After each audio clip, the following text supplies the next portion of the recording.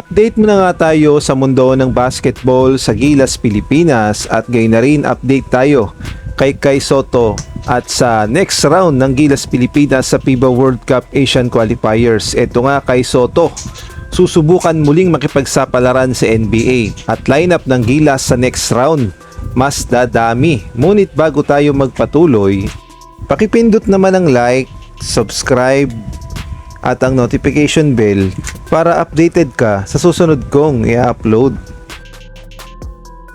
Hindi nga naging maganda ang panimula ng Gilas Pilipinas sa second window ng FIBA World Cup Asian Qualifiers kung saan tinalo nga tayo ng New Zealand at gayon na rin ng Australia, kaya naman pumangatlo tayo sa standing sa Group A. Ngunit ang good news, pasok pa rin naman tayo sa second round at yun dapat ang paghandaan ng Gilas Pilipinas, yung second round, dahil muli nating makakaharap ang New Zealand at gayon na rin ang Australia at upang pumasok tayo sa susunod na qualifiers kung saan may posibilidad na makalaban natin ang Iran, Jordan at gayon na rin ang Syria.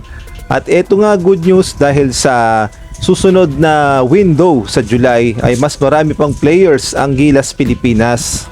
Kasama na kasi sa Gilas pool itong si Motor Mike Phillips na naging local player na.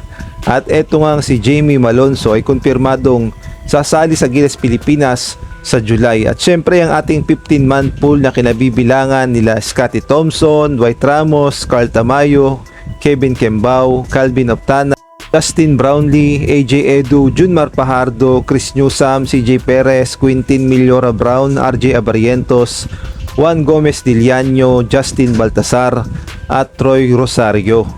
At eto nga good news, tuloy-tuloy sa Senado ang pagpuproseso ng naturalization kila Malik Diop, Elizabeth Mins at gayon na rin dito kay Benny Boatwright. At good news nga dahil kung maagang matatapos ang kanilang naturalization, makakasama na natin itong si Benny Boatwright sa July window, kaya naman mag-e-expand pa ang lineup ng Gilas Pilipinas.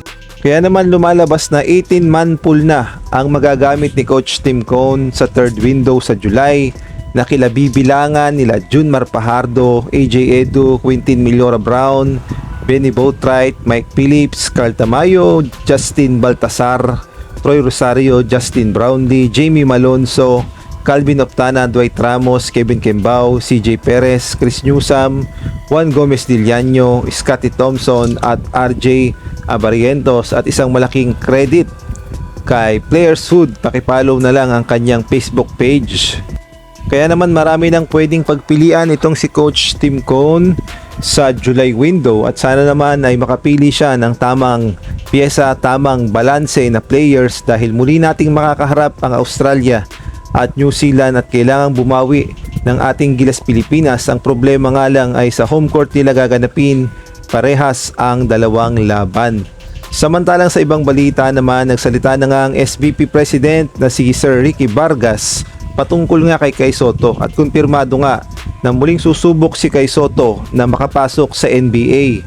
At ay na rin sa naging report ng Manila Bulletin, ang sabi nga dito, Kai Sotto is giving his NBA dream another shot. So malinaw na muling susubok nga talaga itong si Kai Sotto sa NBA, kaya naman pala hindi siya nakapaglaro para sa Gilas Pilipinas dahil mas priority niya na muling subukan ang NBA dream niya. Alam naman nating lahat na matagal na talagang pangarap ni Kai Sotto na makapasok sa NBA at ilang beses na nga siyang nag-a-attempt, o isang beses pala siyang nag-attempt, sumubok siya sa NBA Summer League kung ating babalikan sa Orlando Magic. Kaya nga lang ay medyo nagka-problema si Kai Sotto, ngunit maganda naman ang kanyang ipinakitang performance at na-scout naman siyang mabuti. Hindi nga lang siya pinalad na makapasok sa lineup ng NBA sa Orlando Magic.